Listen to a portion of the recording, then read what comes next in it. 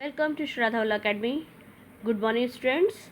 Today we will start Social Science Geography Chapter 1 Resources Part 1. Yesterday we had studied about the classification on the basis of ownership, availability. Now we will study about the classification on the basis of distribution. Distribution means किस जगह कितनी वितरण होना, किस जगह पर कितने resources available हैं. So we can say classification on the basis of distribution. It can be unibiquitous, commonalities, rarities and unibiquities.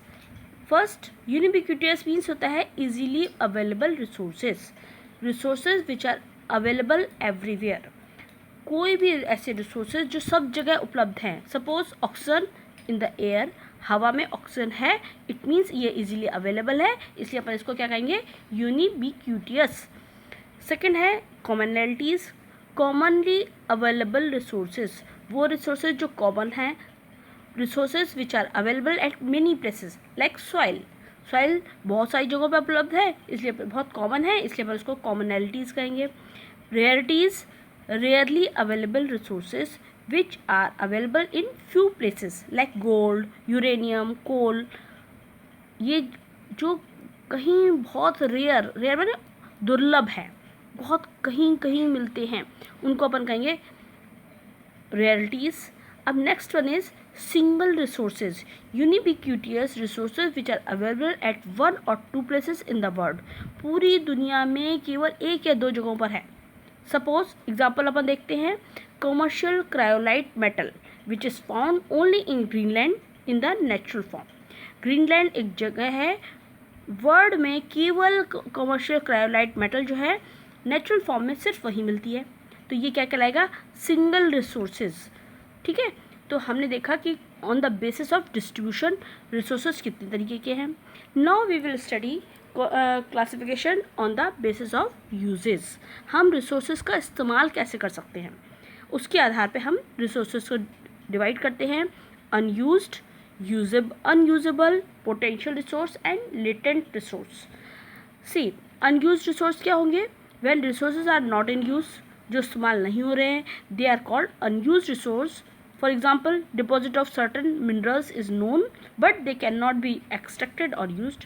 Suppose हमें मालूम है कि कोई ऐसे मिनरल्स हैं, खनिज पदार्थ हैं जो डिपॉजिट हैं, हमें मालूम है, बट हम उसको एक्सट्रैक्ट नहीं कर सकते, उनको निकाल नहीं सकते, उनको यूज़ नहीं कर सकते.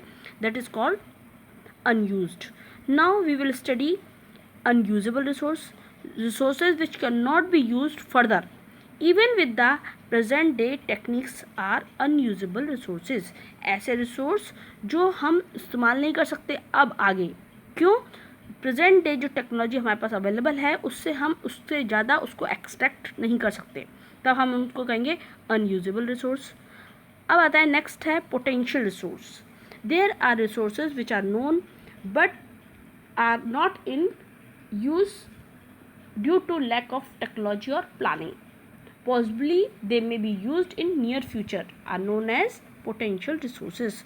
पोटेंशियल रिसोर्स वो रिसोर्सेज होते हैं जो हम अभी हमारी जो नॉलेज है, हमारे पास जो टेक्नोलॉजी अवेलेबल है, उस हमारी प्लानिंग है, उतने तक तो आज हम उसका इस्तेमाल नहीं कर सकते, लेकिन नियर फ्यूचर में हम उसको यूज़ कर सकते हैं. For example, running water of rivers may be used for irrigation by constructing a canal. Suppose एक नदी बह रही है, उसमें पानी है, वो हम इरिगेशन के लिए यूज़ कर सकते हैं. कब? अगर हम वहाँ पर एक कैनाल कंस्ट्रक्ट कर दें, एक नहर निकाल दें, तब उस नदी का पानी इरिगेशन के लिए यूज़ होता है. इसी तरह से अगर सपोज हमने वहाँ कोई डैम बना दिया तो हम इलेक्ट्रिसिटी प्रोड्यूस कर सकते हैं. ये क्या कहलाएगा, पोटेंशियल रिसोर्स. अभी एट प्रेजेंट हम उसको यूज़ नहीं कर पा रहे हैं, लेकिन नियर फ्यूचर में हम यूज़ कर सकते हैं. Then it is called potential resource. Now next one is latent resource. There are many resources which have been unknown to man. ऐसे बहुत सारे रिसोर्सेज हैं जो मनुष्य नहीं जानता है. If the properties and utility of the resource is not known, it is called latent resource. Suppose हमें उसकी प्रॉपर्टीज़ नहीं मालूम, उसकी विशेषताएं नहीं मालूम, उसको कैसे इस्तेमाल करना है ये नहीं जानते हैं, तो वो क्या कराएगा, है तो रिसोर्स लेकिन हम उसको यूज़ नहीं कर पा रहे हैं, तो ये कैसा है, गुप्त है, लेटेंट है, छुपा हुआ है। सपोज अपन एक एग्जांपल देखते हैं, petroleum. Petroleum was a latent resource until its properties and uses were not known to man. हम पेट्रोलियम को एक लेटेंट रिसोर्स तब तक मानते हैं जब तक कि हमको उसकी प्रॉपर्टीज़, उसकी विशेषता नहीं मालूम कि हम पेट्रोलियम ज़मीन के अंदर है, उसको कैसे निकालेंगे, उसका कैसे इस्तेमाल कर सकते हैं। जब तक हमें नहीं मालूम है तब तक वो पेट्रोलियम क्या है, लेटेंट रिसोर्स है। फाइन, ये हो गए, अपन ने पढ़ लिया डिफरेंट टाइप के classification on the basis of ownership, availability, distribution and uses. अब हम देखते हैं कि हमारे पास डिफरेंट टाइप ऑफ रिसोर्सेज जो हैं, soil, water, forest and wild life. हम आज इस चैप्टर में स्टार्ट करेंगे सॉइल। सॉइल क्या है, एक बहुत ही वैल्यूएबल वेल्थ है। Soil is the basis of economic development of country. किसी देश का विकास, इकोनॉमिक डेवलपमेंट तभी होगा जब हमारे पास अच्छी सॉइल है। तो ये एक वेल्थ है, हमारी संपत्ति है ना। Soil is very important for human life, मनुष्य के लिए बहुत ज़रूरी है, स्पेशली फॉर फार्मर्स।